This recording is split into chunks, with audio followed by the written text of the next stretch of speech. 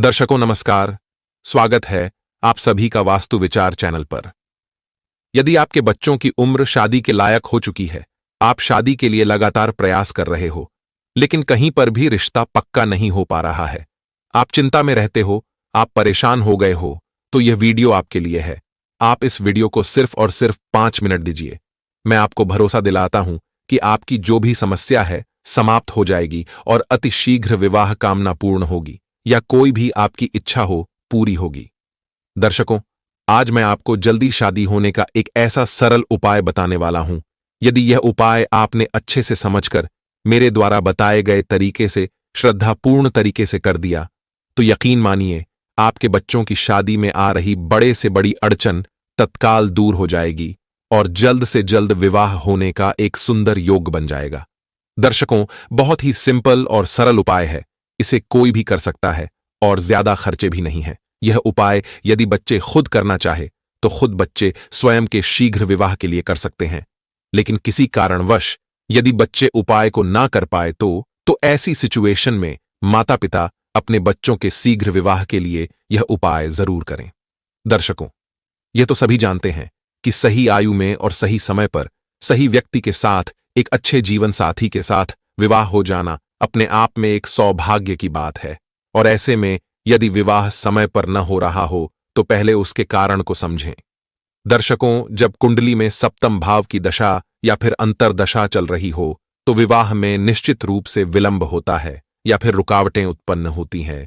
ज्योतिष में विवाह में देरी के कई कारण बताए गए हैं, अक्सर रिश्ता होते होते ही रह जाता है। वैसे तो विद्वान ज्योतिषियों का कहना है कि विवाह में देरी के कई कारण हो सकते हैं, लेकिन इनमें ग्रह दोष और वास्तु दोष प्रमुख रूप से प्रभावी हो सकते हैं।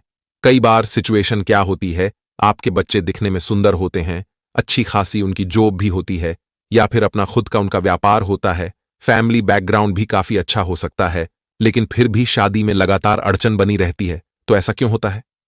दर्शकों, जन्म कुंडली का सप्तम भाव या फिर सप्तम भाव का स्वामी यदि अलगाववादी ग्रह के प्रभाव में आ जाए तो फिर यह सिचुएशन बन जाती है।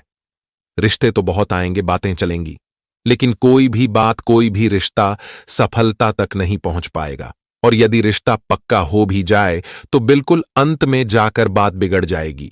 कभी लड़की वाले मना कर देंगे तो कभी लड़के वालों की तरफ से किसी ना किसी वजह से ना हो जाएगी। देखने वाले आएंगे लेकिन किसी भी प्रकार का पॉजिटिव रिप्लाई सामने से आपको मिल नहीं पाएगा।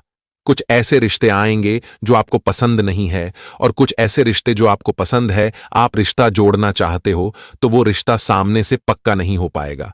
तो स्वाभाविक है, ऐसे में बच्चों की उम्र लगातार निकलती जाएगी, और यह जो सिचुएशन होती है, इस सिचुएशन में बच्चे तो परेशान होते ही हैं, लेकिन बच्चों से कहीं ज्यादा परेशान माता पिता हो जाते हैं।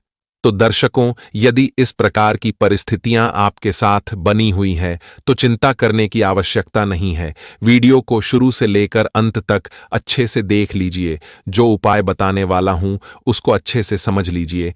यकीन मानिए, जो उपाय बताने वाला हूं, इस उपाय को करने के बाद रिश्ते वाले भी आएंगे और रिश्ता पक्का करके ही जाएंगे। तो उपाय बताऊं इससे पहले आपसे निवेदन करना चाहूंगा, यदि आप चैनल पर नए हैं और अभी तक आपने इस चैनल को सब्सक्राइब नहीं किया है तो चैनल को सब्सक्राइब कर लीजिए। साथ ही वीडियो पसंद आए तो वीडियो को लाइक कीजिए, ज्यादा से ज्यादा लोगों तक शेयर कीजिए, ताकि औरों को भी उपाय का लाभ प्राप्त हो सके और आप पुण्य के भागी बन सके। तो अब आप उपाय सुन लीजिए, इसको ध्यान से सुन लीजिए ताकि आपको समझने में कोई दिक्कत ना हो। दर्शकों, पहले तो ये जान लीजिए ये उपाय आपको करना कब है। तो ये उपाय आपको 7 सितंबर गणेश चतुर्थी के दिन से शुरू करना है और 17 सितंबर यानी अनंत चतुर्दशी तक कर देना है। मिलाकर के 10 दिन बन जाते हैं, तो 10 के 10 दिन यह उपाय आपको करना है। मान लीजिए ये वीडियो जब तक आपके पास पहुंचती है तो गणेश चतुर्थी निकल चुकी होती है। तो आप सोचोगे कि गणेश चतुर्थी तो निकल गई, अब यह उपाय हम करें या ना करें। तो आपको कहना चाहूंगा कि अनंत चतुर्दशी तक जब भी वीडियो आपको मिल जाए तो उसी दिन से इस उपाय की शुरुआत आप कर दीजिए। आप 2 से 3 दिन भी कर देते हैं तब भी आपको पूरा फल मिलेगा। तो यह उपाय करने के लिए क्या क्या सामग्री आपके पास होनी चाहिए, इसको पहले याद कर लीजिए। ये उपाय करने के लिए आपके पास दालचीनी की एक लकड़ी आती है जो बाजार से आपको आसानी से मिलेगी। पूजा का सामान जिस दुकान में मिलती है वहां से आप ले लेना। तो दालचीनी की लकड़ी ले आनी है। ये लगभग 100 ग्राम या 200 ग्राम के आसपास आपको ले आनी है। दालचीनी की लकड़ी क्या होती है, स्क्रीन पर फोटो दिखाया है, इसको आप देख लीजिए। पूजा का सामान जिस दुकान पर मिलती है वहां जाकर दिखा दीजिए और बोल दीजिए कि ये दालचीनी है, ये हमें चाहिए, तो वो आपको आसानी से दे देगा। तो दालचीनी की लकड़ी 100 से 200 ग्राम आपको ले आनी है। और क्या चाहिए, लाल रंग का एक फूल आपके पास होना चाहिए। बिल्कुल लाल रंग का होना चाहिए। वो गुड़हल का फूल भी हो सकता है, गुलाब का फूल भी हो सकता है, जो भी हो वो ले लेना है। साथ ही हरी ध्रुवा घास जो होती है वो आपके पास होने चाहिए। हरी ध्रुवा क्या होती है, आपके आसपास कोई भी पार्क है, मैदान है, वहां पर हरी ध्रुवा आपको आसानी से मिल जाएगी। तो हरी घास आप थोड़ी सी ले आइए और एक शुद्ध देसी घी का दीपक आपके पास होना चाहिए। तो ये चीजें, ये उपाय करने के लिए आपके पास होनी चाहिए। ये जो दालचीनी की लकड़ी है, ये तो आप 1 से 2 दिन पहले भी लाकर अपने घर में रख सकते हो, कोई प्रॉब्लम नहीं है। लेकिन ये हरी ध्रुवा और लाल रंग का फूल, ये आप तुरंत लेकर आइए।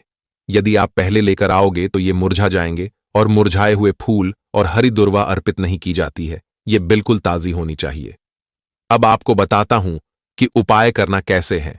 यदि आप अपने घर में गणपति जी महाराज को बैठाने वाले हैं, क्योंकि कुछ दर्शक ऐसे भी होंगे जो गणपति जी महाराज को अपने घर में हर साल बैठाते हैं गणेश चतुर्थी पर, तो यह उपाय अपने घर में ही कर दीजिए। और यदि आप गणपति जी महाराज को अपने घर में नहीं बैठा रहे हैं, तो फिर आपके आसपास कोई भी गणपति जी का मंदिर हो, वहां पर जाकर यह उपाय आपको करना होगा।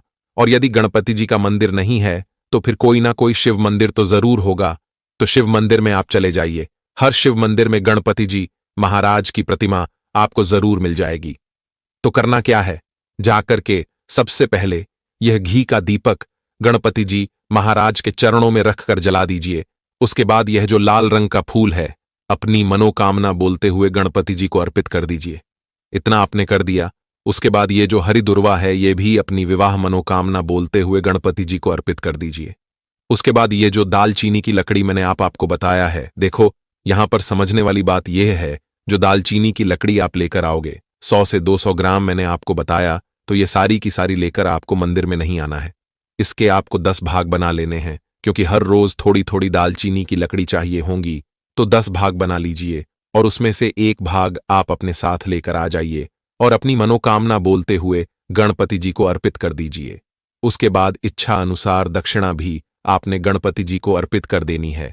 फिर वहीं पर बैठ करके एक मंत्र का जाप करना है। मंत्र क्या है, इसको ध्यान से सुन लीजिए। मंत्र इस प्रकार है, ओम श्री गणेशाय नमः, ओम श्री गणेशाय नमः, ओम श्री गणेशाय नमः। तो इस मंत्र की एक माला आपको जप करनी है। तुलसी की माला को छोड़कर कोई भी माला आप प्रयोग में ले सकते हो। और यदि कोई भी माला आपके पास नहीं है तो अपनी उंगलियों पर भी 108 बार इस मंत्र की गिनती आप कर सकते हो। तो मंत्र का जाप करने के बाद हाथ जोड़कर बिल्कुल समर्पण भाव से, हृदय से, श्रद्धापूर्ण तरीके से, विश्वास के साथ आपने अपने बच्चों के शीघ्र विवाह होने के लिए गणपति जी महाराज से प्रार्थना करनी है। और यदि बच्चे खुद यह उपाय कर रहे हो तो अपनी जल्दी शादी होने के लिए प्रार्थना करनी है। दर्शकों, गणपति जी महाराज एक ऐसे देव हैं जो विघ्नों का तुरंत नाश कर देते हैं, बाधाओं को तुरंत हटा देते हैं, बिगड़ी हुई बात को तुरंत बना देते हैं। तो आपके विवाह में जो भी अड़चन आ रही हैं, जो बाधाएं आ रही हैं, गणपति जी महाराज की कृपा से वह दूर होगा और जल्द से जल्द शादी होने का एक सुंदर योग बन जाएगा। तो जैसे मैंने बताया, इस प्रकार से यह उपाय आपको कर देना है। आप यकीन मानिए, मनचाहा रिश्ता आएगा भी और रिश्ता पक्का करके ही जाएंगे। और हो सकता है बहुत ही जल्द अगले लग्न में बच्चे का विवाह संपन्न भी हो जाएगा। तो आज की इस वीडियो में बस इतना ही। यदि वीडियो पसंद आया हो, इस वीडियो को लाइक जरूर करना, इसको शेयर भी कर देना, ताकि किसी जरूरतमंद के पास यह पहुंच जाए और उसके भी जीवन में खुशियां आ सके और आप पुण्य के भागी बन सके। तो जाते जाते कमेंट बॉक्स में ओम श्री गणेशाय नमः लिख देना। धन्यवाद।